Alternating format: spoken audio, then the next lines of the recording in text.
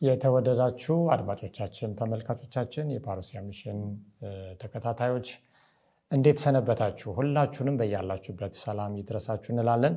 ዛሬ ክፍል 3 አሜሪካ በትንቢት መነጽር የሚለውን ወደ እናንተ ይዘን ቀርበናል።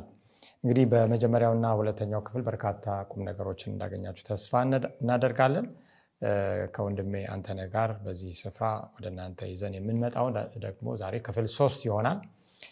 እንግዲህ ወደ ክፍል 3 ስንሄድ እንደተለመደው አደራ የምንላችሁን ጊዜ የሚስተማረውን ትምህርት በመጽሐፍ ቅዱስ እይታ ማየት፣ መመርመር፣ ማጥናት ያስፈልጋልና ከዚህ የሚነገረውን ብቻ ሳይሆን በግል በጸሎት ወደ ፈጣሪ በመቅረብ ነገሩ እንዴት እንደተባለው ይሆን ብለን ማጥናት እንደሚያስፈልግ እሱን ልናሳስባችሁ እንወዳለን። ወንድሜ አንተነህ እንኳን በሰላም እንግዲህ መጣላለው። እግዚአብሔር የተመሰገነ ይሁን። በጣም የሚገርም ነው። ለዚህ አገልግሎት የተዘጋጀን ክፍል 3ን ስንጀምር ለመጀመር ማለት ነው በርካታ ነገር ነው እየሆነ ያለው በዚህ ዓለምና አይኖቻችንን ወደ ቴሌቪዥን መስኮት ወይም ወደ ዜና ከመለስን የትላንት ነገሮች የማይደገሙበት ጊዜ እንኳን ለዜና አቅራቢዎች የማይበቃበት ጊዜ የሆነ ነው አሁን ያለውና የዚህ የእስራኤልና የኢራን እንግዲህ ግጭት ሌላ መልክ እንደያዘ ሰሞኑን ተመልክተናል። ዛሬ ግን በጣም የሚገርመው አሜሪካ በጦርነቱ እንደተቀላቀለች ማስረጃዎች ይናገራሉ። በተለይ ከዋይት ሃውስ ወይም ነጩ ቤተመንግስት አሁን ባለው ፕሬዚደንት ትራምፕ አማካኝነት የተሰጠው መግለጫ የኢራንን የኒውክሌር ማብለያዎችን 3 ቦታ ላይ ያሉትን በከባድ ቦምብ ጣይ አውሮፕላን ፈጽሞ ድራሻቸው እንደጠፋ ነው መግለጫ የተሰጠውና ይሄ የሚያሳየን ሁኔታ አይሁንም የተባሉ ነገሮች በፍጥነት እየሆኑ እንዳለ ነው። በተለይ በራዕይ ምዕራፍ 13 የመጀመሪያውና ሁለተኛው አውሬ እያየን ነው ያለነው። ዛሬም የትምህርታችን ሐሳብ እሱ ነው። ግን ይሄ ዓለምን ወደ አንድ ሌላ አቅጣጫ ይወስዳል ተብሎ ይታሰባል። ሰዎችም አሁን ትኩረታቸው አይናቸው በቃ እዛ ላይ ነው ያለውና ምንድነው ከዚህ ልንማር ወይም ልንል የምንችለው? የኛ ዓላማ እዚህ የተሰበሰብነው ዜና ለመንገር አይደለም። ለዜና ሌሎች ጣቢያዎች አሉና እስቲ ሐሳብ እንስጥበትና ወደሚቀጥለው ትምህርታችን። እንግዲህ ይህን ፕሮግራም እንደው ግጥምጥሞሽ ይመስላል እንጂ ትክክለኛ ታይም ላይ የተነሳ ፕሮግራም በተለይ አሁን ሶስተኛውን ክፍል ምናልባት 4-5ም ከሄድን ወሳኝ መልእክት አለው። በተለይ አሁን የአሜሪካ መንግስት ተጽዕኖ በምድር ላይ ያለው ተጽዕኖ እንደው እኮ አእምሮ ላለው ሰው ቁጭ ብሎ ለሚያስበው ሰው ለምን እንደዚህ ይሆናል ብሎ የሚጠይቅ ሰው ምን የተለየ ነገር ብሎ ቢጠይቁ ነገሩ መንፈሳዊ ይዘት እንዳለው ማወቅ ይችላሉ። ምክንያቱም አንድ አሜሪካ ሀገር ተነስቶ ፈላጭ ቆራጭ የሆነበት አሁን ከኢራን ጋር ያለው ከእስራኤል ጋር ያለው ምንድነው የኒውክሌር ጦር መሳሪያ መታጠቅ አትችይም ነው። አሜሪካንስ ለምንድን ነው አትችይም አይባልም? ይባላል እንኳን አጥፊ እስከሆነ ድረስ ሌላው ይዞ ኦልሞስት ወደ 5-6 ሀገሮች ናቸው የኒውክሌር እንትን የታጠቁት፣ ሌሎቹ ግን እንዳይታጠቁ እና ለምንድን ነው ደግሞ ይሄንን ነገር በዋናነት አሜሪካ እየተናገረች ያለችው? ለእስራኤል ለአሜሪካ አጠቃላይ ለዓለም ሴፍ አይደለም ነው ይሄንን መሳሪያ ሀገሮች እነሱ ታጥቀው ሌላው ዓለም እነሱስ ሴፍ የሚሆኑበት ምክንያት ምንድነው ብለን ስናየው ይሄ እንግዲህ በመጽሐፍ ቅዱስ ታሪክ ሄደን ብናይ በፍጥረት ጀምሮ እንኳን ህዝብ ከተነሳ ጊዜ ጀምሮ ዓለምን የሚገዙ ኃያላን ሀገሮች ነበሩ እና መጽሐፍ ዳንኤል ምዕራፍ 2 ዳንኤል ምዕራፍ 7 ሄደን መመልከት እንችላለን። በባቢሎን የተጀመረው ከዛ ሜዶ ፐርሻ መጣ፣ ግሪክ መጣ፣ ሮም መጣ፣ የተከፋፈለው የሮም መንግስት እያለ አሁን የስልጣኑ ኃይል አሜሪካ ላይ ደርሷል። እኛም የምናነሳው እዚህ ሐሳብ ላይ ነውና እንደውም ኢራንን የመቱበት የጦር ጀት ቅድም እያነበብኩ ነበርና ወደ 37 ሰዓት ነው የተጓዘው ያለምንም ማቋረጥ 37 ሰዓት እና ይሄ አውሮፕላን ሌላ አገር የለም አሜሪካ ብቻ ነው ያለውና ዶናልድ ትራምፕ ሲናገር ምን አለ? በምድር ላይ ካለ አገር ከአሜሪካ ውጭ ይህንን ሊያደርግ የሚችል አገር የለም ብሎ ነው የደመደመው። እውነት ነው፣ ትክክል ነው። እነሱ ናቸው ሊያደርጉ የሚችሉት ይህንን እና ሌላ እስራኤልም የለው ማንም። ሩሲያ ተግዳደረች የምትባለው ቻይናም ይህንን የጦር መሳሪያ የኒውክሌር ጣቢያውን ሂዶ ለመምታት ያለው ጀት እና የጦር አውሮፕላን የለም በምድር ላይ እና የተናገሩትም ነው በምድር ላይ ይህንን ሊያደርግ የሚችል በምድር ላይ የለም ብለው ተናገሩና ይሄ እንድምታው ያሳየናል። በምድር ላይ የበላይነትን ተቆጣጦ የያዘ አገር ነው አሜሪካ። በጦርነትም ብቻ አይደለም፣ በኢኮኖሚም በብዙ በፋይናንስም በብዙ ነገር ሁሉን ነገር ተቆጣጥሮ ያለ እንደ አሜሪካ ሀብታም ሀገር የለም በሁሉም አቅጣጫ ብንመለከተው። እና አሁን የምናየው ነገር ምንድነው? በቃ ፈላጭ ቆራጭ የሆነ አገር ሆኖ ሌሎችን ወደሚፈልገው ሐሳብ ወደ ራሱ ወደሚፈልገው ሐሳብ የሚያመጣ በሌሎች ላይ ስልጣን ያለው አቅም ያለው ጉልበት ያለው አገር መሆኑን እንመለከታለን። እና ይሄንን እንድምታውን ስናይ ሄደን በመጽሐፍ ቅዱስ አንጻር ስንመረምረው ያው ራዕይ ምዕራፍ 13 ላይ የተቀመጠው ሁለተኛው አውሬ የሚለው በምድር ላይ ምድርን ሁሉ ለአንደኛው አውሬ ሊያሰግድ ስልጣን ያለው እንደውም በኋላ ላይ እናነሳዋለን ዘንዶ ስልጣን ሰጠው ይላል። እና ያገኘው ኃይል አለ፣ ፓወር አለ። እና ይሄ ነገር እየሆነ ያለው ዝም ብሎ አይደለም። አድማጭ ተመልካቾቻችን እንዲያውቁ የምንፈልገው አሜሪካ ይሄንን ያክል አቅም ኑሯት እያደረገችው ያለው ዝም ብሎ አይደለም። ይህ ትንቢታዊ ከመጽሐፍ ቅዱስ ጋር የሚያዝ ነገር ነው። እውነት ነው። ለአሜሪካ ልዕልና ምንጭ የሆኑ ነገሮች ከመነሻቸው ምንድነው የሚለውን እናያለን። ግን አንድ ጽሑፍ ምን ይላል? በቴስቲሞኒስ 9ኛው ቅጽ በጣም ቆንጆ መጽሐፍ ነው። ገጽ 11 ላይ እንዲህ ይላል። ስለዚህ ስለ ትንቢት ነው የሚናገረውና የክፋት ወኪሎች ኃይላቸውን በማጣመርና በማጠናከር ላይ ናቸው። ለመጨረሻው ታላቅ ቀውስ እየተጠናከሩ ነው። በዓለማችን ውስጥ በቅርቡ ታላላቅ ለውጦች ይከሰታሉ። እናም የመጨረሻዎቹ ንቅናቄዎች ፈጣን ይሆናሉ ይላል። እንግዲህ በፊት የአሜሪካ መንግስት ጦርነት በሚከፍትበት ጊዜ የአሜሪካ ህግ መወሰኛ ምክር ቤት ኮንግረስ የሚባለውን አስፈቅዶ፣ ምክንያቱም ህግ አውጪ አካል አለ፣ ህግ አስፈጻሚ አለ፣ ህግ ተርጓሚ አለ እና እነዚህ ሶስቱ የመንግስት ቅርንጫፎች ቼክ ኤንድ ባላንስ ወይም ኃይልን አመጣጥኖ እንዲጠቀም ያለ አንዱ ይሁንታ እንዲሁ ጽንፍ እንዳይሄድ የማመጣጠን ነገር አለ። አሁን ግን ማንንም ሳይጠይቅ ነው እና የራሱ የሪፐብሊካን ፓርቲ አባላት እንኳን ይሄ አንኮንስቲቱሽናል ነው ወይም ህገ መንግስትን የጠበቀ አይደለም ብሏል። እና ወደፊትም ህገ መንግስትን የማይጠብቁ ነገሮች፣ ፈጣን የሆኑ ክስተቶች ይፈጠራሉ። የሰው ሰብአዊ መብቶች፣ የሰው የህሊና ነፃነቶች አደጋ ውስጥ እንደሚገቡ አመላካች ነው። ይሄ አሁን በፖለቲካው በወታደራዊ የምናየው በሃይማኖታዊ፣ በነገራችን ላይ መንፈሳዊ ነገር ነው ከጀርባ። አሁን እስራኤልን የሚመለከቱበት መነጽር በተለይ የፕሮቴስታንት አሜሪካ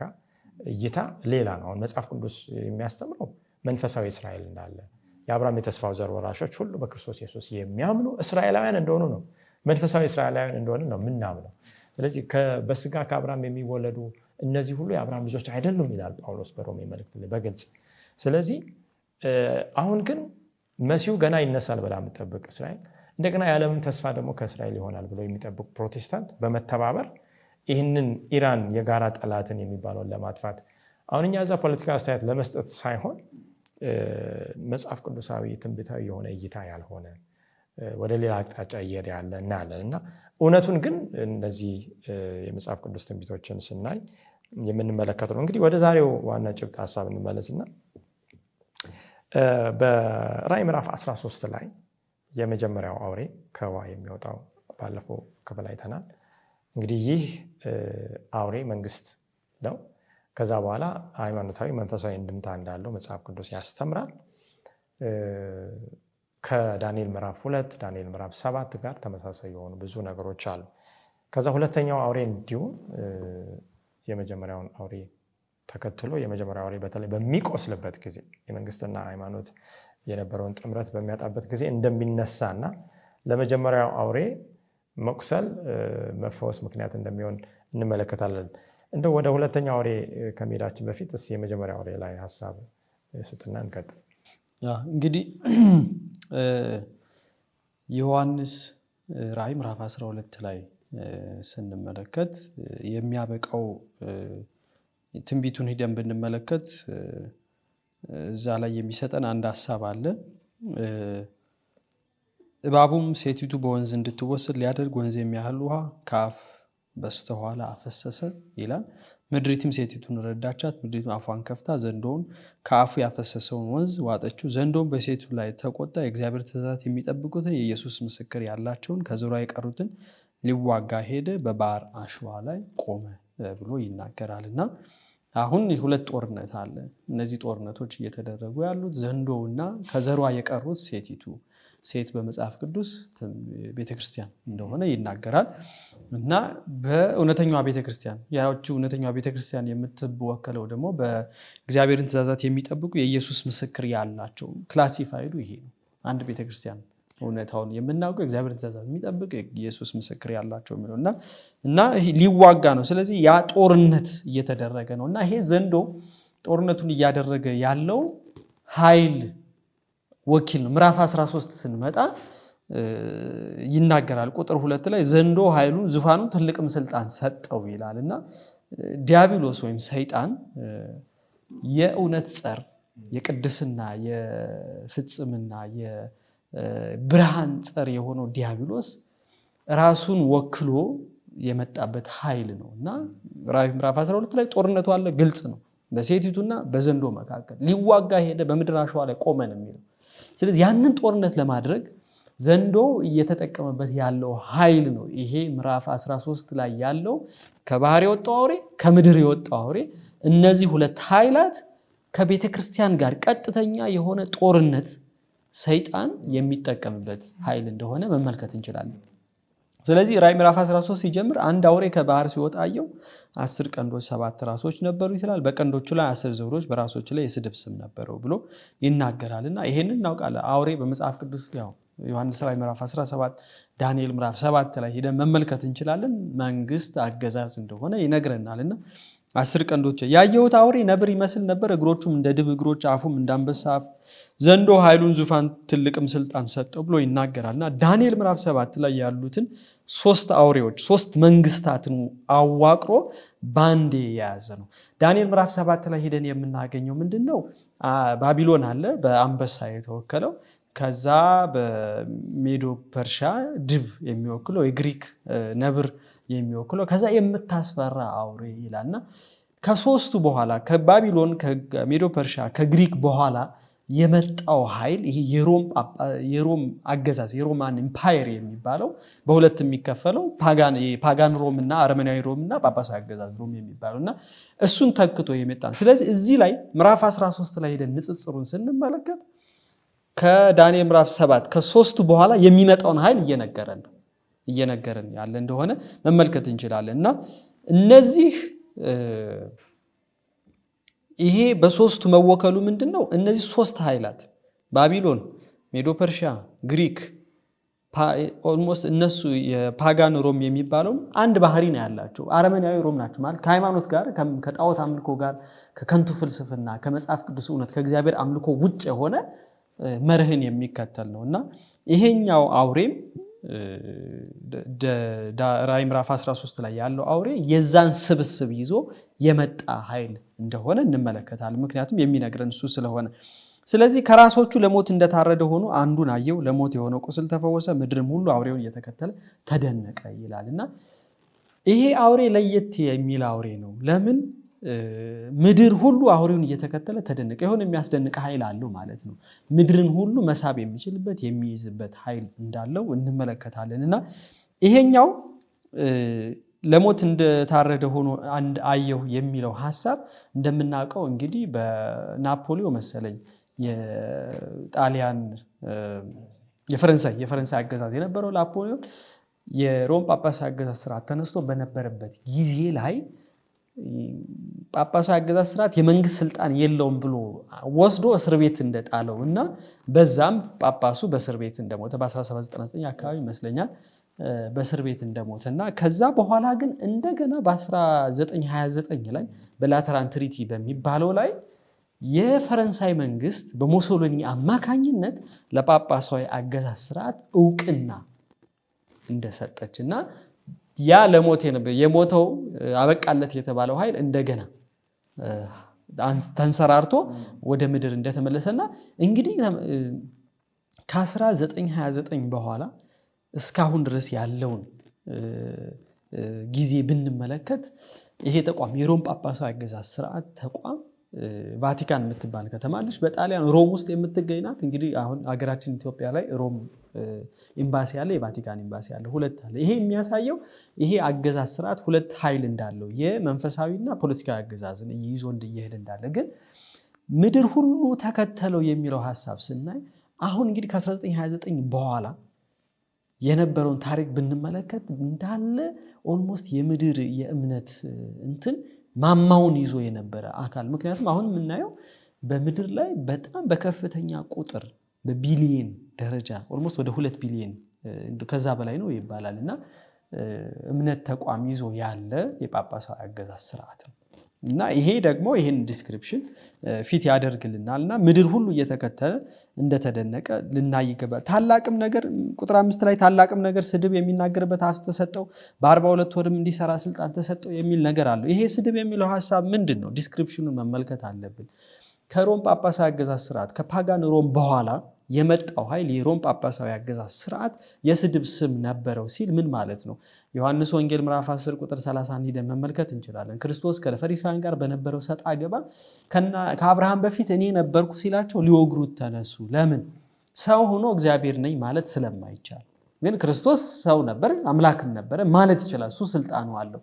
ስለዚህ ይሄ ኃይል ራዕይ ምዕራፍ 13 ላይ የመጀመሪያው አውሬ ከባህር የወጣው አውሬ ያንን የክርስቶስ የሚገባውን ስልጣን አምላክ ነኝ የማለት ሐሳብና አውቶሪቲ ይዞ ብቅ እንዳለ እና ይሄ ደግሞ በእግዚአብሔር ዘንድ ስድብ እንደሆነ የምንመለከት 42 ወር እንዲሰራ ስልጣን ተሰጠው 1260 ወይም ዳንኤል 7 ስንሄድ የምንመለከታቸው አሉ 3 ዓመት ተኩል የሚለው 1260 ዓመት ያንን ከ538 እስከ 1798 ያለውን የሮም ጳጳሳዊ አገዛዝ ስርዓትን ይሄ የነበረበት ስልጣን እንግዲህ በጨለማው ዘመን የተባለው ፕሮቴስታንቲዝም ተነስቶ ቅዱሳን የተሳደዱበት ካታኮምብ ሰማዕታት የሚባለው በቃ ለአውሬ ለአናብስት የተሰጡበት ታይም ላይ ይሄ ኃይል እንዳደረገ መመልከት እንችላለንና እኛም አሁን ስለዚህ ኃይል የምናነሳው እንደው ከዚህ ኃይል ይሄንን ፖለቲካው ሁኔታውን ይሄ እንደዚህ ነው ለማለት ሳይሆን ጉዳዩ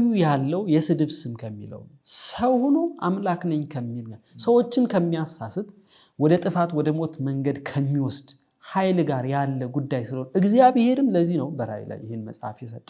እንደውም ቁጥር 6 ላይ እግዚአብሔርን ለመሳደብ ስሙና ማደሪያውን በሰማይ ሊሳደብ አፉን ከፈተ ይላል። ስለዚህ በእግዚአብሔር ላይ የተቃጣ ጦርነት ብቻ ሳይሆን ቅድም እንደነገርኳችሁ ራዕይ ምዕራፍ 12 ላይ ከዘሯ የቀሩትን ሊዋጋ ሄደ። በእግዚአብሔር ብቻ ሳይሆን እግዚአብሔርን በሚከተሉ እውነትን በሚከተሉ ሰዎች ላይ ያነጣጠረ ጦርነት ነው።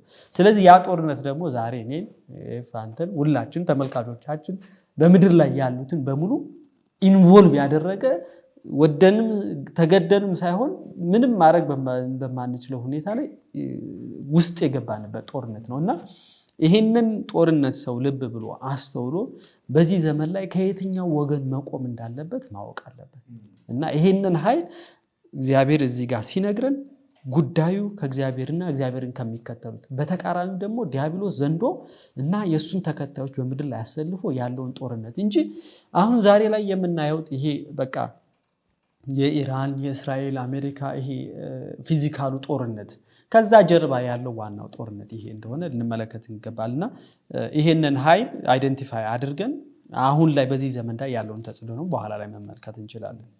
በጣም ልክ ነው። የጳውሎስ መልእክት ባለፈው እንደተመለከተ ነው በሁለተኛ ተሰሎንቄ የክርስቶስ ምጽአት ከመሆኑ በፊት ክህደት እንደሚመጣ ይናገራል። ይሄ ተመልካቾቻችን በጣም ወሳኝ ነገር ነው። በጣም በትኩረት እንድታዩት እንጋብዛችኋለን በድጋሚ እና እኔ እግዚአብሔር ነኝ እያለ አምላክ ከተባለው ሁሉ ራሱን ከፍ የሚያደርገው በእግዚአብሔር ቤተ መቅደስ የሚቀመጠው ሰዎች ከሚያመልኩት በላይ ራሱን ከፍ የሚያደርገው ተቃዋሚ ወይም አንቲክራይስት ጸረ ክርስቶስ ይሄ ነው ይላል። ስድብ የሚለው ቃል ምንድነው? ሰው ሆኖ አምላክ ነኝ ይላል፣ በቤተ መቅደስ ወይም በቤተ ክርስቲያን ይቀመጣል። ስለዚህ ወገኖች እኛ አሁን መጽሐፍ ቅዱሳዊ ያልሆነ የዋህነትን ማስወገድ አለብን። መጽሐፍ ቅዱሳዊ ያልሆነ መሰረት የሌለው እምነትን መጣል አለብን። ወደ አንድ ስፍራ ስንሄድ አንድን ነገር ስናምን ከጀርባው ማን ያለው? ዛሬ ቤተክርስቲያን ብቻ ስለሄድን አይደለም ደህንነት። ምክንያቱም በቤተክርስቲያን ውስጥ ይሰራል ነው ይህ መንፈስ እየተናገረን ያለ ነው። አንድ ሮም አንድ አውሮፓ መካከል ላይ ያለ ኃይል ሳይሆን ዓለም አቀፋዊ የሆነ ስርዓት ነው። ሰይጣን የዘረጋው መዋቅር ነው። የስተት ትምህርትን መሰረት ያደረገ የእግዚአብሔር ቤተክርስቲያን ነኝ የሚል ስርዓት ነው። ስለዚህ የስተት ትምህርቶችን ሁሉ መሰረት በማድረግ ነው የዓለምን ህዝብ ወደ ስተት የሚወስደው። ስለዚህ ስድብ የሚለው ከዛ አንፃር የምናየው ነው። እንግዲህ የመጀመሪያ አውሬ ወንድማችን አንተነህ እንዳስቀመጠው በዚህ አይነት ሁኔታ ሲሰራ ወደ ራዕይ ምዕራፍ 13 ቁጥር 11 ስንሄድ ባለፈው ሜንና አይተናል። ሌላም አውሬ ከምድር ሲወጣ አየሁ፣ የበግ ቀንዶችን የሚመስሉ 2 ቀንዶች ነበሩት፣ እንደ ዘንዶም ይናገር ነበር ይላል። እንግዲህ ውሃ የሚለውን አይተናል በራዕይ መጽሐፍ በተደጋጋሚ ብዙ ስፍራ አለ። ዳንኤል 7ም አለ፣ አውሬዎችም ከውሃ ነው የወጡት። ይሄኛው ግን ከምድር ነው የወጣው። ያያቸው አውሬዎች ከምድር የሚነሱ መንግስታት ናቸው ይላል መልአኩ ለዳንኤል በዳንኤል ምዕራፍ 7 ላይ። ይሄ ግን ከምድር የሚለው ብዙ ህዝብ ካልተከማቸበት ብዙ ህዝብ ካልሰፈረበት ስፍራ የሚወጣ ኃይል ነውና በ1798 የመጀመሪያው አውሬ እንግዲህ ለይተነዋል አይደል? ከቆሰለ በኋላ ከ1798 በኋላ የተነሳ ኃይል ማን ነው? መንግስትንና ሃይማኖትን የሚያጣምር። ምክንያቱም መጽሐፍ ቅዱስ ስለ አንድ ፖለቲካ ብቻ አይደለም የሚናገር፣ ፖለቲካዊ መንግስት አይደለም። በኋላ ስለ ስግደት የሚያስገድድ ኃይል እንደሆነ ጉልበትን፣ መንግስትን፣ ሰይፍን በመጠቀም የሚያስገድድ ኃይል ስለሆነ መንፈሳዊ ይዘት አለው። ይሄ ያለ ጥርጥር እነዚህን ምልክቶች አይተን ከ1798 በኋላ አሁንም ደግሞ ለመጀመሪያ ጊዜ እውቅና የሰጠችው ፈረንሳይ በ1798 ለየትኛው መንግስት ነው ስንል ለተባበሩት አሜሪካ ወይም ዩናይትድ ስቴትስ ኦፍ አሜሪካ ለምንለው ነው። እንግዲህ በአጭር ጊዜ ከወጣች በኋላ ከፍተኛ እድገት ያሳየችበት የአሜሪካ የእድገት ሚስጥርን ስናይ 2 ነገር አለ። በአውሬው ላይ ያሉ የበግ የሚመስሉ 2 ቀንዶች ናቸው። እነዚህ 2 የአሜሪካ የስልጣኔ መሰረቶች ናቸው። አንደኛው የሃይማኖት ነፃነት ነው። ሌላው ደግሞ የፖለቲካ ወይም የመንግስት ነፃነት ነው። የአሜሪካ መስራቾች የሚባሉት አሜሪካን ሲመሰርቱ ሪፐብሊካኒዝም የሚለውን መርህ ይከተላሉ። ያ ማለት ምንድነው? ሃይማኖት ያለ ጳጳስ፣ እንደገና ደግሞ መንግስት ያለ ንጉስ። ምክንያቱም ከአውሮፓ ሸሽተው ነው የመጡት። በአውሮፓ የሮም ኃይል ይህንን ነፃነት የህሊና የሃይማኖት ነፃነትን ስላሳጡ ጥለው ሄዱ። የፕሮቴስታንት ንቅናቄ እየጨለመ ስለመጣ አውሮፓን ጥለው የሄዱ ሰዎች ናቸው ያቋቋሙት። እና መንግስት የራሱን ስርዓት ይዞ ቦታውን ይዞ ስፍራውን ይዞ አምላክ ያስቀመጠለትን ህዝብን የማስተዳደር ስራ ሲሰራ፣ ሃይማኖት ደግሞ በዚህ በኩል መጽሐፍ ቅዱስን እያነበበ ህዝብን ሳያስገድድ ሁሉም በምርጫ ሁሉም በፍላጎቱ ሲያመልክ ሰላም፣ ልማት፣ ብልጽግና፣ ነፃነት የሚባለው የተረጋገጠ ነው። ይሄ ነው የአሜሪካ ሚስጥር፣ ሌላ ነገር ሆኖ አይደለም። ይህንን ነፃነት በማየት ነው ከአውሮፓ፣ ከእስያ፣ ከአፍሪካ ሰዎች ሁሉ እየሄዱ እዛ ሀገር ነፃነት ያጡትን ነፃነት እያገኙ ለመኖር የሚፈልጉት። ማቴዎስ 22:17 ላይ አስቀድሞ ግን ጌታ ኢየሱስ ክርስቶስ እንዲህ ይላል። እሱ ይህንን የተናገረው ፈሪሳውያን መጥተው እንዲህ አሉት ከቁጥር 17 ስለከሰሱት። እንግዲህ ምን ይመስላል አሉት ሊከሱት። ንገረን፣ ለቄሳር ግብር መስጠት ተፈቅዷልን ወይስ አልተፈቀደም አሉት። ኢየሱስም ክፋታቸውን አውቆ እናንተ ግብዞች ስለምን ትፈትኑኛላችሁ? የግብሩን ብር አሳዩኝ አለ። እነርሱም ዲናር አመጡለት። እርሱም ይህች መልክ ጽሕፈቲቱስ የማን ናት አላቸው። የቄሳር ነው አሉት። በዚያን ጊዜ እንኪያስ የቄሳርን ለቄሳር የእግዚአብሔርን ለእግዚአብሔር አስረክቡ አላቸው። 2 ቀንዶች ነው ያነሳው። ኃይል አለው አንድ መንግስት። የሃይማኖት ቅርንጫፍ አለው። ከዛ በኋላ የሲቪል ቅርንጫፍ አለው። ምንድነው? የሃይማኖትና የሲቪል ነፃነት አምዶችን አስቀድሞ ያስቀመጠው እግዚአብሔር ነው። አሁን 2ቱን ቸርችንና ስቴት ቤተክርስቲያንና መንግስትን አምጥተው ሊያጋጩ ነው የፈለጉት ኢየሱስን። የቤተክርስቲያን የመንግስት ልዩነት መቀመጥ አለበት። በኢየሱስ ነው የተደነገገው። ይሄ አሜሪካን ያመጡት ነገር አይደለም። ለቄሳር ሊሰጥ የሚገባውን ለእግዚአብሔር መስጠት የለብን አይደል እንዴ? ለእግዚአብሔር ሊሰጥ የተገባውን ደግሞ ለቄሳር መስጠት አንችልም። ወይም በሌላ አባባል የእግዚአብሔር የሆነውን በቄሳር አማካኝነት ለእግዚአብሔር መስጠት አንችልም። አሁን ቄሳሮች የተነሱ የተቸገርነው በምድር ላይ በዚህ መልኩ ስገዱ ለእግዚአብሔር እያሉ ነው የተቸገርነው። ነገስታት በዘመናት ሁሉ ለ1000 ዓመታት ዓለምንም ወደ ጨለማ የከተተው ይሄ ኃይል የሰይጣን ኃይል ነው። ይሄ መለየት አለበት። አሜሪካ በዚህ ፕሪንሲፕል ነበር የተቋቋመችው። በአውሮፓ የነበረው ጨቋኝ አገዛዝ ያንን በቃ አንገሸገሸን ብሎ ሰዎች ወደ አሜሪካ እንዲሸሹ ያደረጓል። ከዛ በኋላ ያጡትን ነገር በዚህ መርህ ላይ የመሰረቱት ሮም ሁለቱን አጣምራ ስላሳደደቻቸው ነው በአጭሩ። ስለዚህ ግን አሜሪካ አሁን ወደ አንተ ስመጣ አሜሪካ ግን በትንቢት በተገለጸው መሰረት ይህ የበግ መልክ ይቀርና የዘንዶ መልክ ትይዛለች። ሲጀመር እንደ በግ ከዛ በኋላ እንደ ዘንዶ መናገር። እነዚህ ሁለት ቀንዶች በመሃላቸው ያለው ግድግዳ ፈርሶ ስለጠፉ የድሮ የጨለማ ዓለም የጨለማ ዘመን ሊመለስ እንደሆነ እናያለን። ስለዚህ አሜሪካን በዓለም ላይ ተጽዕኖ እንድታሳርፍ ያደረጋት ይህ ነው። ይገርማል እኮ የእግዚአብሔርን የክርስቶስን ሐሳብ ለመፈጸም ተነስቻለሁ ብላ በኋላ የማንን ሐሳብ ልትፈጽም ነው? የዘንዶውን ሐሳብ ልትፈጽም ነው። ምድርን፣ ቋንቋን፣ ወገንን ሁሉ እንደ ዘንዶ ይናገራል። በአንድ የአምልኮ መስመር ለማስገባት የሚሰራ ኃይል፣ ይህንን ክፉ የሰይጣን ዓላማ ለማሳካት የምትሰራ የበግ ቀንዶች ያላት የሚመስል መንግስት ሆናለች። አሁን ራዕይ ምዕራፍ 13:2 ልጥቀስና ወደ አንተ ልምጣ። ምን ይላል? የመጀመሪያው አውሬ ዘንዶውም ኃይሉንና ዙፋኑን ትልቅም ስልጣን ሰጠው። የመጀመሪያው አውሬ ከማንም ሳይሆን ሮም ጳጳሳዊ ኃይል ዛሬ በቫቲካን ተቀምጦ በዓለም ላይ ስህተት ትምህርትን በማስተማርና ሁሉን ወደ ራሱ ለማስገባት የሚሰራው በሰይጣን በዘንዶ ነው። ግልጽ ነው። ራዕይ ምዕራፍ 13:12 ምን ይላል? በፊተኛው አውሬ ስልጣን በእርሱ ፊት ያለ። የመጀመሪያው አውሬ ስልጣን ከየት ነው የመጣው? ከዘንዶ ነው። ይሄም ሁለተኛው አውሬ በመጀመሪያው አውሬ ስልጣን በእርሱ ፊት ሁሉን ያደርጋል። ለሞቱ የሆነውን ቁስል ተፈወሰለት። ለምንድን ነው? አሁን በሙሶሎኒ በላትራን ትሪቲ ላይ ጀምሯል አይደል? ኮምፕሊትሊ ግን ሙሉ በሙሉ የሚፈወሰው አሜሪካ ልክ እንደ ጥንት ሮም ቤተክርስቲያንና መንግስትን በማጣመር ዓለምን ስትናገር። አሁን በጣም በዓለማችን ላይ በርካታ መንግስታት አሉ እንደ ዘንዶ የሚናገሩ። የአቻላ ጾታ ጋብቻን የሚያውጁ መንግስታትን እንሰማለን። ወንድና ሴት የሚባል ጾታ የለም። ወንድ ከፈለገ ሴት መሆን ይችላል፣ ሴት ከፈለገች ወንድ ትሆናለች። አሜሪካ ይህንን ስትናገር ቆይታለች። የአሁኑ ግን ደግሞ በኃይል መጥቶ እንዲህ አይነት ነገር የለም። የአሁኑ በቃ እንትን ነው፣ አፄ በጉልበቱ ነው። እኔ የምለውን ታደርጋለህ፣ ካልሆነ ትወጣለህ ነው ካለ። ስለዚህ ለሞቱ የሆነው ቁስል ተፈወሰለት ካለ በኋላ ለፊተኛው አውሬ ምድርና በእርሱ የሚኖሩት እንዲሰግዱለት ያደርጋል። ቤተክርስቲያንና መንግስትን ያንን ጥምረት በማምጣት ልዩነቱን በማፍረስ የአስገዳጅ የአምልኮ ህግ እንደሚያወጣ ይናገራልና ወደሚቀጥለው ሐሳብ ከመሄዳችን በፊት እዚህ ሐሳብ የሚገርም ይሄንን ሐሳብ ይሄ የቄሳር ለቄሳር እግዚአብሔር ለእግዚአብሔር የሚለው ሐሳብ በእግዚአብሔር ህዝቦች ዘንድ እንኳን በእስራኤላውያን እንኳን ከዘመናት በፊት የነበረ ንጉስ ነበራቸው፣ ካህን ነበረ። ንጉስና ካህን ሁለቱን የሰራ ማን ነው የነበረው? ሳኦል ነው አይደል? ሳኦል ግን ጥፋት መንገድን እንደተከተለ እንመለከታለን። በእስራኤል ህዝብ ዘመን እንኳን ስንመለከት እግዚአብሔር ንጉስ ይሾም ይቀመጣል፣ ከዛ ካህን ኢቭን ሙሴም እንኳን ሙሴ ሊደራቸው ነው አይደል? መሪያቸው ነው የነበረው። ካህኑ ግን ማን ነበር? አሮን ነው የነበረው።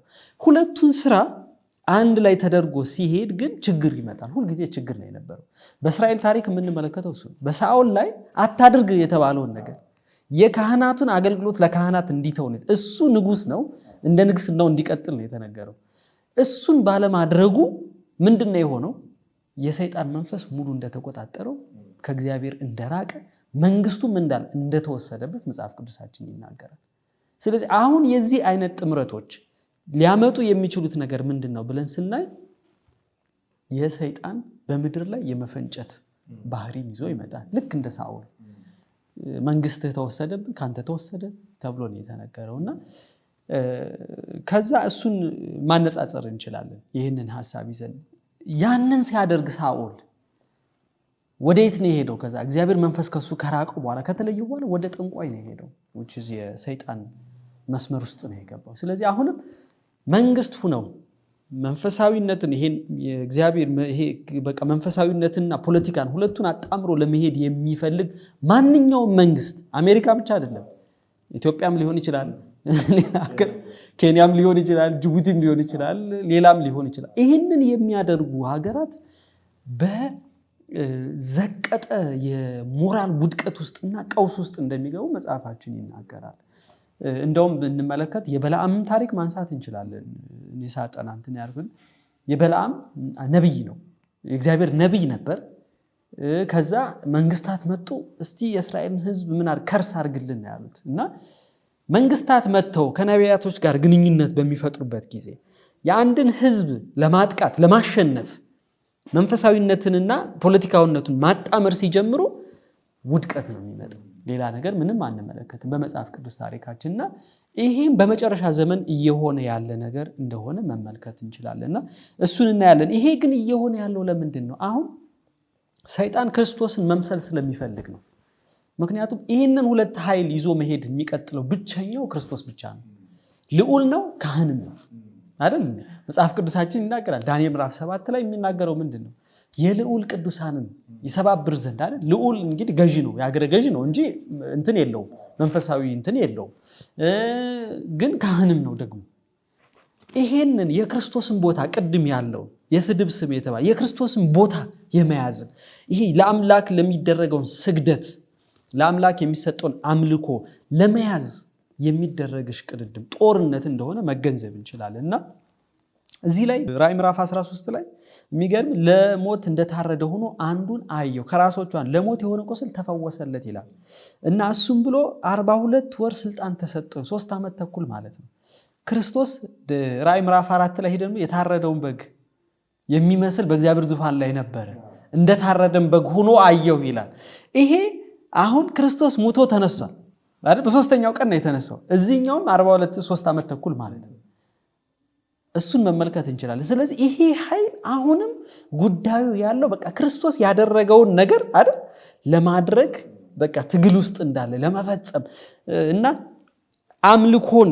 ከክርስቶስ ወደ ራሱ ለማዞር ለዚህም እኮ ነው አውሬውን ምድር ሁሉ አውሬውን እየተከተለ ተደነቀለት ብሎ የሚናገረውና ይሄን አውሬ ይሄ ኃይል የክርስቶስን ማንነትን ለመምሰል የሚሞክል እንደሆነ ከዛ በኋላ ለሞት የሚያደርሰው ቁርስ ደረሰበት ከዛ ደግሞ ተነሳ ይላል አይደል ከዛ ተፈወሰ ይላል ልክ ትንሳኤ እንደማለት ነው በቃ ይሄ በክርስቶስ ላይ ያለው የተፈጸመውን ነገር ምን ያደረገ ተከታትሎ ህዝብን ለማሳት ያደረገ ያለ ኃይል እንደሆነ እንመለከታለን ከዛ በኋላ የመጣው ኃይል ከምድር የወጣው አውሬ ይሄ የተነገረው እንግዲህ በ1798 የፈረንሳይ መንግስት ጳጳሱን ወስዶ እስር ቤት በከተተበት ጊዜ ከዛ በኋላ ሱፐር ፓወር ሆኖ ምድርን ተቆጣጥሮ ኃያል መንግስት ሆኖ የተነሳው የአሜሪካ መንግስት ነው ይሄ በመጽሐፍ ቅዱስ ብቻ ሳይሆን በታሪክ የምናውቀው ነው አንዳንድ እንትኖችን ለመስጠት ያክል ይሄ እንዴት ነው እናውቃለን በ1776 ላይ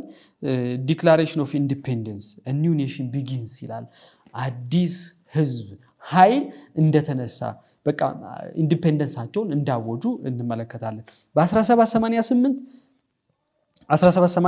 ዩኤስ ኮንስቲቲዩሽን ኢስታብሊሽ እንደሆነ ህገ መንግስታቸውን አጸደቁ ከዛ በ1791 ቢል ኦፍ ራይትስ የሚለው ይሄ መመሪያቸውን የመብት መመሪያቸውን ሰነዶችን አዘጋጅተው ብቅ እንዳደረጉ የነፃነትን እንዳመጡ ከዛ በኋላ በ1798 አሜሪካ አዲስ ሱፐር ፓወር ሆና ብቅ እንዳለ ግን በዛው ጊዜ በ1798 የመጀመሪያው አውሬ ስልጣኑን ያጣበት የፖለቲካ ነው የመንፈሳዊ ስልጣን ያጣበትን ሁኔታ እንመለከታለንና ከዚህ አንፃር ነው እንግዲህ ትንቢት ራሱን በታሪክ ስንመለከተው አሜሪካ አዲስ ኃይል ሆኖ ብቅ ያለበትና እሱ አዲስ ኃይል ሆኖ ታላቅ ኃይል ሆኖ የመጣበት ሁለት ቀንዶች በግ የሚመስል ቀንዶች አሉት ይላልና ሪፐብሊካኒዝምና ፕሮቴስታንቲዝም ነው መንግስት ያለ ንጉስ ቤተክርስቲያን ያለ ጳጳስ የሚለውን ኃይል ይዘው ተነስተው ዛሬ ባጭር ጊዜ ዓመት እንግዲህ አሜሪካ 200 ምናምን ዓመት ነው በጣም ባጭር ዓመታት ውስጥ እኮ ነው ይሄ ትንሽ በቃ ከምድር የወጣ የሚለው ሐሳብ የሚገልጸው ምንድነው በቃ ከምድር ብቅ ብሎ ያደገ የመጣ ነገርን እንደሆነ ያሳየናልና ባጭር ዓመታት ውስጥ ዓለምን የተቆጣጠረ ዓለምን የገዛ ኃያል ህዝብ የሆነ አሁን እኛ ኢትዮጵያ ውስጥ አለን ለ3000 ዓመት ነው የምንለው አይደል 3000 ዓመት አለን ግን አይደለም ዓለምን ልንገዛ ምንም ላይ የደረስበት አይደለም በሌሎችም ሀገሮች እኮ አሉ ጥንተ ሀገሮች የሚባሉ ግሪክም አሉ ሌሎች ቦታዎችን መመልከት እንጂ ግን እነሱ እንደዚህ ወጥተው ይሄ ብዙ ዓመት ቢኖርም ግን እንደዚህኛው ወጥተው ዓለምን የመቆጣጠር ኃይል አልነበራቸውም ስለዚህ ይሄ መንፈሳዊ ታንዳል መለኮታዊ ጣልቃ ገብነት እንዳለው መመልከት እንችላለን ተመልካቾቻችን ይሄንን ውይይት እንቀጥላለን በጣም ወደሚቀጥለው ከመሄዳችን በፊት በጣም ጥሩ ሐሳብ ነው ያነሳው በአንድ ስፍራ ተዝካለ ያልተፈቀደላቸውን ታቦቱን ያልተመደቡ ያልተባሉ ካህናት ሲነኩት እናያለን በብሉይ ኪዳን ከዛ ምን ሆኑ ሞቱ ስለዚህ ይሄ የእግዚአብሔርን ሕግ ኪዳን ውስጥ እንግዲህ ታቦት ውስጥ ያለው የእግዚአብሔር ሕግ ነው ያለ ፍቃድ በጣም ድፍረት በጣም ክህደት እንደሆነ መክሰፍትን የሚያስከትል ነገር እንደሆነ እናለና ዘንድሮ ትራምፕ ባይብል የሚባል የትራምፕ መጽሐፍ ቅዱስ የሚል ታትሞ በአሜሪካ እየተሸጠ ነው ያለው ይሄ ደግሞ በጣም በግልጽ ማሳያ ነው መጽሐፍ ቅዱስን የማያውቁ ምን ጋር እንደተጻፈ እንኳን የመጽሐፍ ቅዱስ መጽሐፍቶች ውስጥ ያሉትን በስም መጥራት እንኳን የማይችሉ ሰዎች በስማቸው ግን መጽሐፍ ቅዱስ አሳትመው ይሄንን መጽሐፍ ቅዱስ እንድታነቡ በጎን የሚሰራው ስራ ቀደም ያወራነው አይነት ሌሎች ሀገራትን ወይም እንደዛ ማጥፋት ሊሆን ይችላል ስለዚህ ወገኖቼ ወደሚቀጥለው ከመሄዳችን በፊት አፍታ ቆይታ አድርገን እንመጣለን ከኛ ጋር ጥናታችሁ እንድትቀጥሉ እንጋብዛለን በያላችሁበት መልካም ጊዜ ይሁንላችሁ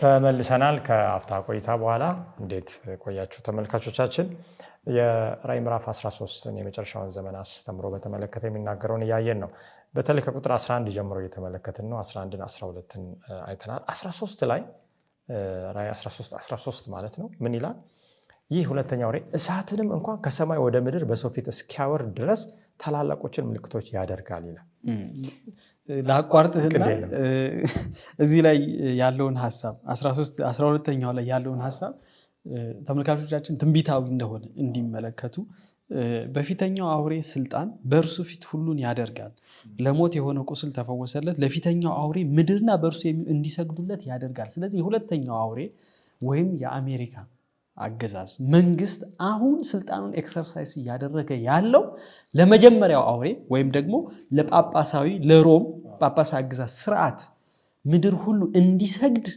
አሁን ኃይሉን ኤክሰርሳይዝ ያደረገ እንደሆነ ተመልካቾች እንዲገነዘቡ እንፈልጋለን ይሄንን ደግሞ ታሪካዊ ሁኔታ በቅርብ የተፈጸማል ምናልባት ይፍም ጨምር ትችላለህና በሮም ጳጳሳዊ አገዛዝ ስርዓት እንግዲህ ኦልሞስት ለ1000 ምናምን ዓመት እኮ ነው አይደል ከ1000 ኦልሞስት 500 ዓመት አይሆነው 538 ጀምሮ ብናይ በሮም ጳጳሳዊ አገዛዝ ስርዓት ጳጳስ ተደርጎ የሚሾመው ስፓኒሽ የሚናገር አይደል ላቲን የሚችል ብዙ ቋንቋ መናገር የሚችል እና ብዙ ጊዜ የሮም ጳጳሳዊ አገዛዝ በትረ መንግስቱን ሲይዙ የነበሩት ምናልባት ከስፔን ሊሆን ይችላል ከጣሊያን ሊሆን ይችላል ከተለያየ ከነዚህ በቃ ይሄ የሮም የካቶሊክ ጳጳሳዊ አገዛዝ ስርዓት ካሉበት ቦታዎች ነው በታሪክ ለመጀመሪያ ጊዜ እንግዲህ የመጀመሪያው አውሬ ማን ነው ብለናል ሮም ጳጳሳዊ አገዛዝ ስርዓት ነው ብለናል ሁለተኛው አውሬ አሜሪካ መንግስት ነው ብለናል በታሪክ ለመጀመሪያ ጊዜ አሁን የተመረጡት የሮም ጳጳሳዊ አገዛዝ ስርዓት ፖፕ ሊዮ የሚባሉት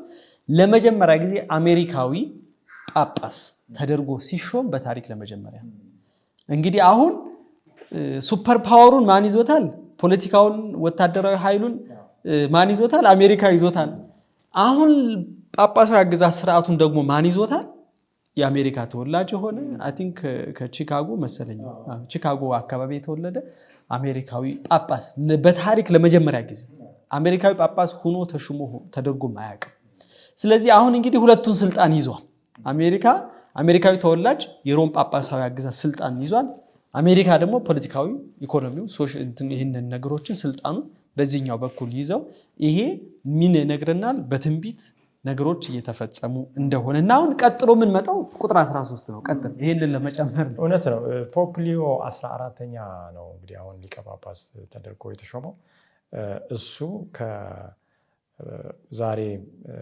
ኦልሞስት ወደ 1888 አካባቢ የነበረውን የፖፕ 13ኛ ስም ነው የወሰደው። እሱ 14ኛ ነውና ምክንያት አለው። ወደዛ እንመጣለን እና ይሄ ነገር አጋጣሚ አይደለም። ከዛ በፊት ፖፕ ፍራንሲስ የመጀመሪያው ከደቡብ አሜሪካ ከአርጀንቲና የተሾመ ነበረ።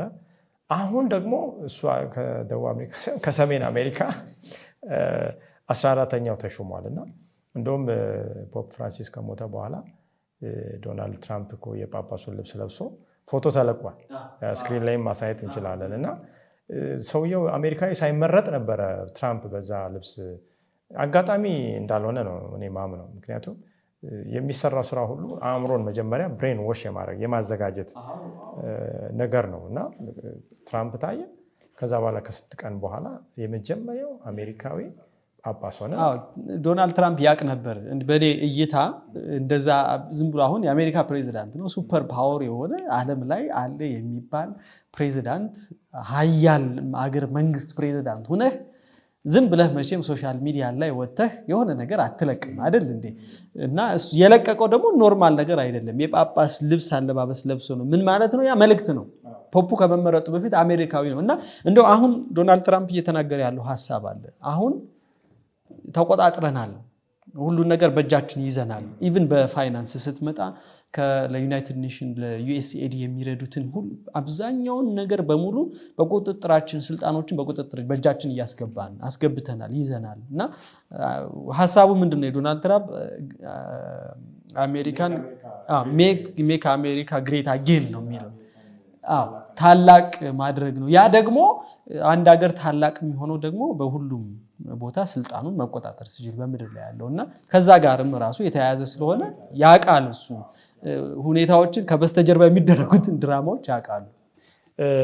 እንግዲህ ይህንን ሁሉ በራእይ ወይም በመጽሐፍ ቅዱስ ትንቢት ቃል ነው የምናየውና ቅድም ያነበብነው ከሰማይ እሳትን ወደ ምድር በሰው ፊት እስኪያወርድ ድረስ ታላላቅ ምልክቶችን ያደርጋል ይላልና በአውሬው ፊት ያደርግ ዘንድ ከተሰጡት ምልክቶች የተነሳ በምድር የሚኖሩትን ያስታል። እሱ ላይ እንቆም።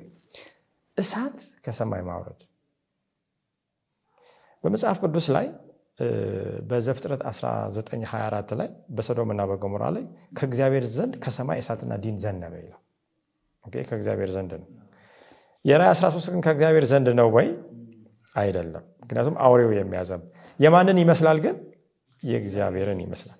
ሌላ ምሳሌ እኔ በአንደኛ ነገሥት 18:38 ላይ ኤልያስ በሚጸልይበት ጊዜ እርሱም ገና ሲናገር ሌላ መጥቶ ማን ነው ኢዮብ ላይ ነው የምናየው። የአንደኛ ነገሥትን እናያለን። ከአንደኛ ነገሥት ቀጥሎ በፊት የኢዮብ መጽሐፍ ነው እንደተጻፈ ምናምነውና ኢዮብ አንድ ላይ ምንድነው የሚለው? የእግዚአብሔር እሳት ከሰማይ ወደቀች፣ በጎቹንም አቃጠለች፣ ጠባቂዎቹንም በላች፣ እኔም እነግር ዘንድ ብቻዬን አመለጥኩ ብሎ ለኢዮብ የኢዮብ ባሪያ መጥቶ ይናገራል። አሁን እዚህ ጋር ስናየው የኢዮብ ባሪያ ተሳስቷል። የእግዚአብሔር እሳት አይደለም የወረደው። ምክንያቱም ሰይጣን ከእግዚአብሔር ፊት ወጣ ይላል ኢዮብን ሊያጠፋ። ሰውየው የመሰለው የማን እሳት ነው? የወረደው ግን የማን እሳት ነው? የሰይጣን እሳት ነው። ኦኬ። አንደኛ ነገሥት 18:38 ደግሞ እንደገና ምን ይላል? የእግዚአብሔር እሳት ወደቀች፣ የሚቃጠለውን መስዋዕቱንም እንጨቱንም ድንጋዮችንም አፈሩንም በላች፣ በጉድጓዱም ውስጥ ያለውን ውሃ ላሰች ይላል። አሁን ከሁለት አንድ ኃይል። አሁን እሳት በመጽሐፍ ቅዱስ ደግሞ ብዙ ጊዜ እንደምናየው የሚወክለው በትክክለኛው አካሄድ የመንፈስ ቅዱስን ኃይል ነው። ምክንያቱም በሐዋርያት ሥራ ምዕራፍ 2 ላይ በበዓለ ሃምሳው ቀን ጌታ ኢየሱስ ክርስቶስ እንደሰጠው ተስፋ ሐዋርያት 10 ቀን ሲጸልዩ ራሳቸውን ሲመረምሩ ንስሐ ሲገቡ የተከፋፈሉ የእሳት ልሳኖች የሚመስሉ በእነሱ ላይ እንደወረደ እናያለን። ስለዚህ ይህ ኃይል ሐሰተኛ ነቢያትን ኤልያስ በእሳት የሚመልስ እሱ አምላክ ተብሎ ይጠራ አለ። አሁን ምንድን ነው? በኤልያስ ዘመን በእሳት የሚመልስ አምላክ እግዚአብሔር ነው ተብሎ ነው የተወሰደው። በዚህ በመጨረሻው ዘመን በእሳት የሚመልስ አምላክ እንግዲህ እግዚአብሔር ነው ብሎ ሰዎች ምን እንዲሉ እንዲያም። ሰይጣን በአንድ በኩል በቀል የያዘ ነው የሚመስለው የኤልያስን ዘመን ለመበቀል። በዛ ጊዜ 850 የእሱ ነቢያት ነው የታረዱት፣ የበዓል ነቢያትና የአጸድ የጣዖት። ስለዚህ ይሄ ከአሜሪካ ኃይል ጀርባ ያለውን የፕሮቴስታንቱን ሃይማኖታዊ ስናይ መጽሐፍ ቅዱሳዊ መሰረቱ ምንድነው ብለን መገምገም እንችላለን። በድንቅ በምልክት በጣም የሚታወቅ አሁን በአገራችን እንኳን የነቢያት እንደ አሸን መፍላት በአውሮፓ ከየት ነው የጀመረው? ከአሜሪካ ነው የጀመረው። በጣም በርካታ አውሮፕላን ያላቸው የግል አውሮፕላን፣ በርካታ ቤተክርስቲያን ያላቸው፣ ብዙ ህዝብ ያላቸው፣ ብዙ የቴሌቪዥን ጣቢያዎችን ከፍተው ዓለምን በዚህ አይነት ተአምርና ድንቅ እያስደነቁ ሰውን እያስከተሉ ያሉት ሐሰተኛ ነቢያት ናቸው። ስለዚህ የሐሰተኛ ነቢይ መንፈስ በተለይ በራዕይ 16 ላይ ዘንዶ አውሬውና ሐሰተኛ ነቢይ ይላል። ኢቭን የአሜሪካን መንግስት ወደ ማሳመን የሄደው የሐሰተኛ ነቢይ መንፈስ እንደሆነ ህዝቡንም ነገ አሁንም ዓለምን ወደ አንድ ጎራ እየከተተ እየሄደ ያለው ይህ ሐሰተኛ ነቢይ መንፈስ የእግዚአብሔር ቃል መሰረት የሌለው ወይም በክህደት ውስጥ አፖስቴት ያደረገው እዛ ውስጥ ያለው የፕሮቴስታንት ሃይማኖት እንደሆነ እናለና መንግስትና ሃይማኖት ጥምረት ስንል መንግስቱን ፖለቲካውን አይተናል። ቅድም ከአሜሪካ መንግስት አነሳስ ጋር የሃይማኖት ግን ወደ ክህደት የእሁድ ሰንበትን መቀበል፣ የነፍሳት ሞትን ትምህርትን ማስተማር፣ የድብቅ ንጥቀትን ማስተማር፣ እንደገና ደግሞ ድንቅና ምልክትን ማድረግ እነዚህ ሁሉ የዚህ ሃይማኖት አካል እንደሆኑ እናለና እዚህ ላይ ሐሳብ እንስጥ። እንግዲህ የሚገርም አሁንም ምን ያህል ነገሮች ከእግዚአብሔር ጋር እየተገናኙ እንደሆነ መመልከት ያስፈልገናል እና እግዚአብሔር ለሙሴ ሲገለጥለት በእሳት ነበልባል ነው የተገለጠለት እና እግዚአብሔር ራሱን በእሳት የወከለበት መንገድ አለ። መንፈስ ቅዱስን በእሳት በጴንጤቆስጤ ቀን እሳት የሚመስሉ የተካፈሉ ልሳኖች በላያቸው ወደቁ ነው የሚለውና አሁንም ቅድም እንዳየ ነው ይሄ ኃይል አሁንም ክርስቶስን ለመምሰል አይደል? አሁንም ሁለት የበቀንዶች የሚመስሉ ቀንዶች አሉት ነው የሚመስል ክርስትና የሚመስል ባህሪ ያለው ግን ከክርስትና ውጭ የሆነ ኃይል የሚያስመስል ኃይል እንደሆነ መገንዘብ ያስፈልገናል እና እግዚአብሔር ለሙሴ ራሱን ሲገልጥ በእሳት ነበልባል ነው የገለጠ። በቁጥቋጦ በእሳት ቁጥቋጦ ላይ ነው የተገለጠለት። ቅድም ያነሳው አንደኛ ነገሥት ላይ ያለው የኤልያስ ታሪክ የአምልኮ ጥሪ ነው። አሁንም ይሄ ራዕይ ምዕራፍ 13 ላይ ያለው የአምልኮ ጥሪ ነው። ምድር ሁሉ አውሬውን እየተከተለ ተደነቀ። ምንድነው ዓላማው? የሁለተኛው አውሬ በአውሬው ፊት ያደርግ ዘንድ ከተሰጡት ምልክቶች የተነሳ በምድር ያስታል። የሰይፍ ለነበረው በሕይወት ለአውሬው ምስል እንዲያደርጉ በምድር የሚኖሩት ይናገራል። የአውሬው ምስል ሊናገር እንኳን ለአውሬው ምስል የማይሰግዱለትን ሁሉ ሊያስገድላቸው። የአምልኮ ጥሪ ነው። አሁን የተጠራው የአምልኮ ጥሪ ነው። እግዚአብሔር እኮ ሙሴን ሲነግረው ጫማህን አውልቅ አለ። አምልኮ ነበር ያስብ። የአምልኮ ቦታ ነው፣ የተቀደሰ ስፍራ ነው፣ አምልኮ የምታደርግበት ነው። በዚህ በእሳት ቁጥቋጦ ላይ ሲሆን ጫማህን አውልቅ አለ። አምልኮ ለእግዚአብሔር እንዲያደርግ ክብር እንዲሰጥ ነው አይደል? በኤልያስ ጊዜም የተፈጠረው እስከ መቼ በሁለት ሐሳብ ታነክሳላችሁ ነው። እስከ መቼ በሁለት ሐሳብ ታነክሳላችሁ? እግዚአብሔር አምላክ ከሆነ ለእግዚአብሔር ስገዱ አላቸው። በዓል አምላክ ከሆነ ለበዓል ስገዱ ነው። ስለዚህ አሁንም ይሄ ጉዳይ አሜሪካ አሁን እያደረገችው ያለው ለሁለተኛው አውሬ አሁን ስልጣኑን ይዘዋል።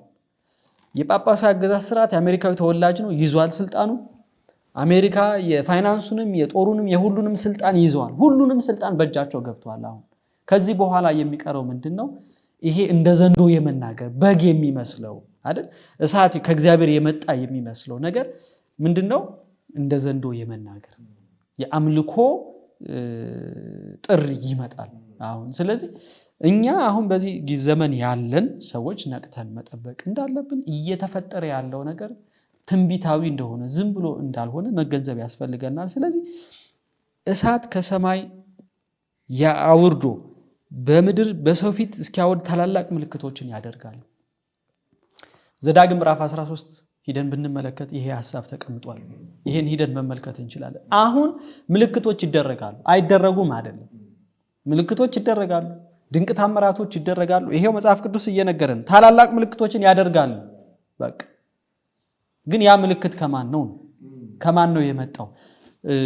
እንደውም ዘዳግም ምዕራፍ 13ን ሂደን ብናነበው፣ ምክንያቱም ብዙ ትልቅ የሚያስተምረን ትምህርት ሳል በተለይ በዚህ በምልክት ዙሪያ የሚነግረን ነገር አለና እዛ ላይ እግዚአብሔር ለእስራኤል ሕዝቦች የተናገራቸው ሐሳብ አለ። እንግዲህ አሁን ራዕይ ምዕራፍ 13 አይደል ያለ ነው። አሁን ራዕይ ምዕራፍ 13 የሚናገረው ምልክት ስለማድረግ ነው፣ ስለ አውሬው ስለ ሐሰተኛው ነቢይ አይደል እየተናገረ ያለው። ዘዳግም ምዕራፍ 13ም እግዚአብሔር ሐሰተኛ ነቢይ በእግዚአብሔር ሕዝብ መካከል ቢነሳ ምላሻቸው ምን እንደሆነ ሊነግራቸው ስለፈለገ ነው። እና እንደዚህ ይላቸዋል በመካከል ነቢይ ወይም ህልም አላሚ ቢነሳ ምልክት ታምራትን ቢሰጥህ እንደነገረ ምልክቱ ታምራቱ ቢፈጸም ያ ማለት ይፈጸማል ማለት ነው። ይፈጸማል። ስለዚህ ሰይጣን ምልክቶችን ያደርጋል፣ ድንቅ ታምራትን ያደርጋል። ስለዚህ አሁን ከፊት ለፊታችን ያለው እየመጣ ያለው ነገር ድንቅና ታምራቱ ከማን ነው የሚለውን ነገር እኛ አሁን ቁመን በእግዚአብሔር ቃል ላይ ቁመን ካላየ ነው በስተቀር የዓለም ምድር በሚኖሩ ተከተሉት ለአውሬው ሰገዱለት ነው የሚለው። ስለዚህ እኛም እዛኛው ጎራ ልንሰለፍ እንችላለን። ስለዚህ ግን እርሱም ሂደን የማታውቃቸውን ሌሎች አማልክትን እንከተል እናምልካቸው ቢልህ አሁንም እዚህ ጋር ዘዳግም 13 ላይ የተጠቀሰው ሐሳብ የአምልኮ ጥሪ ነው። እናምልካቸው ቢልህ አምልኮ ስግደትን መሰጠትን ቢነግርህ አምላካችሁ እግዚአብሔርን በፍጹም ልባችሁ በፍጹም ነፍሳችሁ ትወዱ እንደሆነ ያውቅ ዘንድ አምላካችሁ እግዚአብሔር ሊፈትናችሁ ነውና የዚያን ነቢይ ቃል ወይም ህልም አላሚ አትስሙ።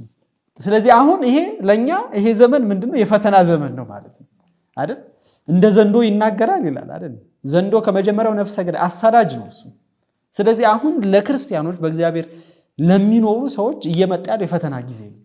አሁን የቆምንበት ታይም አሁን ያለንበት ታይም የፈተና ጊዜ ነው። ለምንድን ነው ይሄ እየሆነ ያለው? እግዚአብሔር ሊፈትናችሁ የዚያን ነቢይ ቃል በፍጹም ልባችሁ በፍጹም ነፍሳችሁ ትወዱ እንደሆነ ምን ማለት ነው? በፍጹም ልባችሁ አይደል? በፍጹም ሐሳባችሁ እግዚአብሔር አምላክን ውደድ፣ አምልኮ ለእርሱ ስጥ፣ ለእግዚአብሔር እንሰጥ። ይሄንን እናውቅ ዘንድ በልባችን የተቀመጠው ይታወቅ ዘንድ የፈተና ጊዜ በፊት ለፊታችን መጥቷል። ስለዚህ ይሄም ሁለተኛው አውሬ አሁን የሚያደርገው ኤክሰርሳይዝ የሚያደርገው ከሰማይ እሳት የማውረዱ እነዛ ነገሮች ሁሉ ለምድር የሚመጣ የመጨረሻ ፈተና ነው። እግዚአብሔር አምላክ ከሆነ ለእግዚአብሔር ህዝብን ከሁለት የሚለይ እግዚአብሔር እኛን ልባችን ያለበትን ሁኔታ ሊመረምር ሊፈትን እግዚአብሔር የሚያስነሳው እንደሆነ እንመለከታለንና ይህንን ሐሳብ ይዘን በዚህ አውድ አሁን ያለንበትን ዘመን መከተል ያስፈልጋል።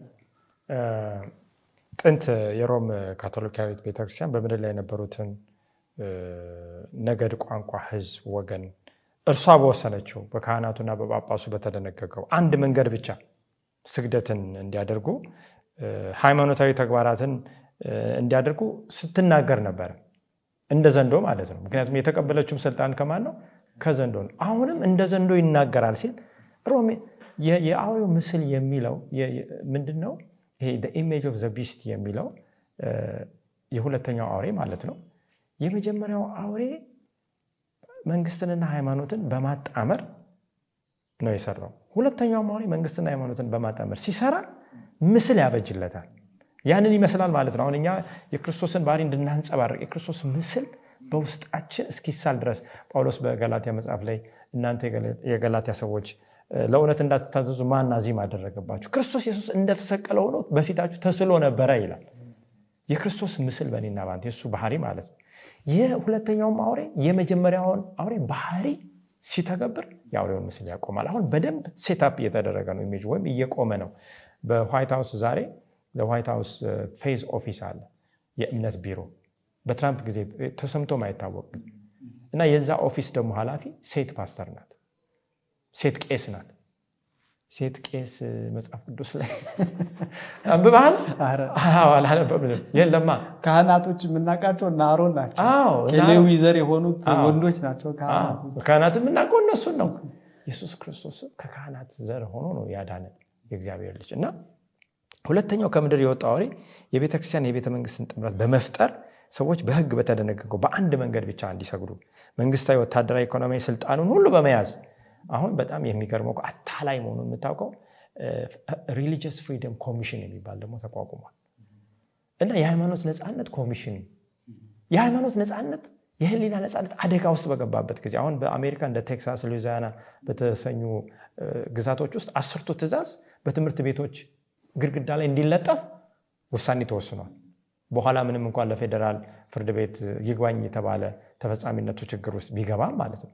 ቀስ በቀስ ግን ቤተክርስቲያንና ሃይማኖት ቤተክርስቲያንና መንግስት ያላትን ልዩነት እያጡ አስገዳጅ ይሆን።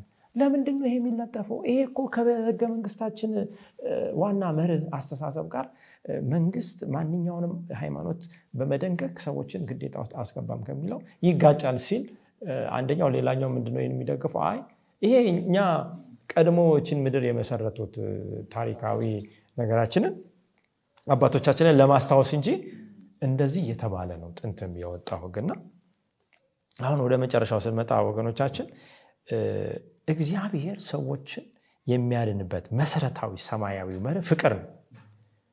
መለኮት ሰብአዊ ፍጥረታትን ከምርጫቸው ውጪ በማንኛውም ሰበብ ሆነ በማንኛውም መንገድ አያስገድድም፣ ኃይልን አይጠቀም። እርሱ ያቀረበውን ነፃ ስጦታ ግን በምርጫችን እንድንቀበል እግዚአብሔር ይፈልጋል። ፍቅር በኃይል ሊፈጸም አይችልም። በኃይል የሚፈጸም ፍቅር ምን ይባላል? አስገድዶ መድፈር እንጂ ፍቅር አይደለም፣ ሬፕ ነው። ሰይጣን በአውሬው አማካኝነት ለ1260 ዓመታት ዓለምን ሬፕ ሲያደርግ ነበር፣ ሲደፍር ነበር። አሁን በአሜሪካ አስገድዶ የመድፈር በእግዚአብሔር ፊት የመጨረሻው ወንጀል ያኔ ነው እግዚአብሔር ጣልቃ የሚገባውና አሁን ዓለም ወደ አዲስ ምዕራፍ እየገባች ነው። በመካከለኛው ዘመን የነበረው ጨለማ እየተመለሰ ነው። የአንደኛው ክፍለ ዘመን እዚህ ደረጃ ላይ እንገኛለንና እንደው ለማጠቃለያ ቅድም የተባለው ነገር አለ። በጣም በቃሉ መፈተሽ ከእግዚአብሔር ነኝ ያለው ሁሉ ከእግዚአብሔር እንዳልሆነ ምን ሐሳብ እንስጥና እንጨርስ? እኔ ስንል ወደ ዳንኤል ምዕራፍ 3 ነው የሚመልሰን አሁንምና ዳንኤል ምዕራፍ 3 ላይ የተፈጸመው ሐሳብ ንጉስ ናቡከደነጾር ቁመቱ 6 ክንድ ወርዱም 6 ክንድ የሆነ የወርቅ ምስል አሰራ። እንግዲህ ቅድም ያነበብነው የሁለተኛው አውሬ ምስል ያቆማል፣ ለፊተኛው አውሬ ምን እንዲሉ እንዲሰግዱለት። አሁንም እዚህ ጋር የምናየው ዳንኤል ምዕራፍ 3 ላይ ባቢሎን መንግስት በነበር ሱፐር ፓወር በነበረበት ጊዜ ነው። አሁን አሜሪካ ነው። በዳንኤል ምዕራፍ 3 ስንሄድ ግን ባቢሎን ነው ሱፐር ፓወር፣ ምድርን ሲገዛ የነበር አይደል? ሁሉንም የባቢሎን አርማ የሌለበት ቦታ አልነበረም። ያኔ ሱፐር ፓወር እየነበረ ባቢሎን በናቡከደነጾር ጊዜ ምድርን እየገዛ በነበር ኃያል በነበረበት ጊዜ እንዴት ሊወድቅ ይችላል? ይሄ እነሱም ራሳቸው እኮ እኛ አንወድቅም ብለው እኮ ተኮራርተው የኖሩበት ዘመን ላይ ናቡከደነጾር ምስል አቆመ፣ ረጅም ምስል አቆመ። ምን አላቸው? ንጉሱ ናቡከደነጾር መኳንንት፣ ሽማምንቶች፣ አዛዦች፣ አዛውንቶች፣ አማካሪዎች፣ ጃንደረባዎች፣ መጋቢዎች፣ አውራጃ ሁሉ ንጉሱ ናቡከደነጾር ላቆም ምስል ምረቃ ይመጡ ዘንድ ብሎ መልእክት ላከና ሁሉም ነው የተጠራው። አሁንም ራዕይ ምዕራፍ 13 ላይ ሄደን ስንመለከት የምናየው አይደል የምድር ወገኖች ሁሉ አውሬውን እየተከተሉ ተደነቁለት፣ ሰገዱለት ነው የሚለው። እንዲሰግዱ የሚያደርገው ኃይል ደግሞ ሁለተኛው አውሬ ምስል ማቆም አለበት ለፊተኛው፣ ልክ ናቡከደነጾር እንዳደረገው። እዚህ ላይ የተነገራቸው ምንድነው? ዳንኤል ምዕራፍ 3 ቁጥር 4 አዋጅ ነጋሪ እየጮኸ እንዲህ አለ፣ ወገኖች አሕዛብ በልዩ ልዩ ቋንቋ የምትናገሩ ሆይ። ይሄው ሐሳብ ተመሳሳይ ሐሳብ እኮ ራዕይ ምዕራፍ 13 ላይ አለ። ወገኖች በቋንቋ የሚናገሩ ሁሉ አውሬውን ምን እንዲሉ ለአውሬው ምስል እንዲሰግዱ ጥሪ እየተደረገ ያንኑ ከሰማይ በታች አዲስ ነገር የለም ይላል መጽሐፍ ቅዱስ። ባቢሎን ሱፐር ፓወር በነበረችበት ታይም ላይ የተደረገው ሰይጣን በዛ ሊፈጽም የነበረው በነ ዳንኤል ዘመን ሊፈጽም የነበረው አሁንም በዚህ ዘመን ላይ ለማድረግ እየፈለገና የእምቢልታ፣ የመሰንቆ፣ የክራር፣ የበገና፣ የዋሽንት፣ የዘፈን ሁሉ ድምፅ በሰማችሁ ጊዜ ተደፍታችሁ ንጉሥ ናቡከደነጾር ላቆሙ ለወርቁ ምስል እንድትሰግዱ ታዛችኋል። ናቡከደነጾር መንግስት እኮ ነው። መንግስቱ ተነስቶ አገረ ገዢ ተነስቶ ለእኔ ስገዱ ማለት ነው። ምኑን ስትሰሙ? የእምቢልታ፣ የመሰንቆ፣ የክራር፣ የበገና። የሚገርማችሁ በምድር ላይ አሁን የሙዚቃውን ኢንዱስትሪ ተቆጣጥሮ ያለው የአሜሪካ ሙዚቃ ኢንዱስትሪ። ሙዚቃም ትልቁን ሚና የሚጫወት ነገር እንደሆነ መጠንቀቅ እንዳለብን ያስተምራል።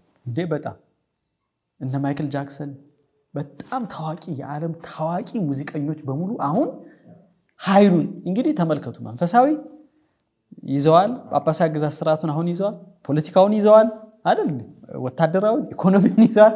ሙዚቃውም አሁን የምናውቀው ሆሊውድ የምናውቀው ነው፣ መዝናኛው፣ ሁሉም ነገር። ስለዚህ በናቡከደነጾር ጊዜ ላቆመው ለወርቁ ምስል እንድትሰግዱ ታዛችኋል ተብሎ ጥሪ ተደረገ። የአምልኮ ጥሪ ነው የተደረገው። መንግስቱ ነው መንፈሳዊ ነገር፣ ሁለቱን መንግስትንና መንፈሳዊ ነገር ይዞ የአምልኮ ጥሪ እንደቀረበ እና አሁንም የሚቀርብልን ጥሪ ይሄ በመጨረሻው ዘመን የሚቀርብልን ጥሪ ይሄ ነውና ራሳችን መፈተሽ እንዳለብን የእውነት በእግዚአብሔር ቃል ላይ ቆመናል የሚለውን ወገኖቻችን ሊያስቡበትና ሁላችን ልናስብ ልንጸልይበት የሚገባ ጉዳይ ነው። በጣም ተመልካቾቻችን እንግዲህ የዛሬውን የክፍል 3 ዝግጅታችንን ወደ ማጠቃለል እየመጣን ነው። አምላክ የሚናገረው ምክንያት ስላለው ነው። ቃሉን የሚያሰማን ድምፁን የሚያሰማን እኛ እንድናስብበት ውሳኔ እንድንወስን ነው። እሱ የሚለው ብትወዱኝ ምን ይጠብቁ? ትእዛዜ። ያኛው ግን ብትወዱኝ አይደለም ወይ ትሰማለህ ወይ ትታዘዛለህ ወይ አንገት ይቆረጣል። ለነ ዳንኤልም ጓደኞች እኮ ለነ ሚሳቅ ስለ አብዲናጎ የቀረበው ጥሪ እሱ በግድ ነው ተይዘው ሰዓት ውስጥ የተጣሉት። በጣም የሚገርም ነው። እነሱ ወጣቶች አስቀድሞ ወስነው ነው የመጡት። ንጉሥ ወይ ከአንተ ጋር መነጋገር የሚገባ ነገር አይደለም፣ በቃ እኛ ሊያድነን ይችላል ብንኖር ጥሩ ነው ትንሽ እድሜ ብንሰራ፣ ነገር ግን ካላደንን አቆንኮም አንሰግድም የሚል እግዚአብሔር እንደዚህ አይነት እምነት ይስጠን። እግዚአብሔር ከሚቆሙት ጋር እሱ ይቆማል። በእሳት ውስጥ ቆሞ ነው የምናየው። ስለዚህ ይህንን እያልን ወደ መጨረሻው እንመጣለን። ጸሎት አድርገን የዚህን ሶስተኛውን ክፍል እንጨርሳለን። በሚቀጥለው ክፍል 4 ደግሞ እንድትጠብቁን እኛም ደግሞ ይህንን ተጨማሪ ትምህርት ይዘን እንደምንቀርብ የተናገረን እንጨርሳለን። ጌታ የተማርነውን በልባችንን እንዲያቆየልን በልባችን ጽላት እንዲጽፍልን ጸሎት አድርገን እንጨርስ። ቅዱስ አባት እናመሰግንሃለን ስላስተማርከን ትምህርት። አንተ የመጽሐፍ ቅዱስ ደራሲ፣ ለሚያነበውም ልታስረዳ የምትችለው አንተ ነህና ክብር ምስጋና ለአንተ ይሁን። አሁንም ደግሞ የተወያየነውን አድማጮችም የሰሙትን ሁሉ እንደ ቃልህ ጌታ ሆይ በእውነት በእኛ ሕይወት ውስጥ በእምነት ተዋህዶ ለመዳን እንዲሆነን እንድትረዳን እንጸልያለን። ስለሰማን ተመስገን። ቀሪ ጊዜውን ሁሉ ተረከብ። በጌታችን በኢየሱስ ክርስቶስ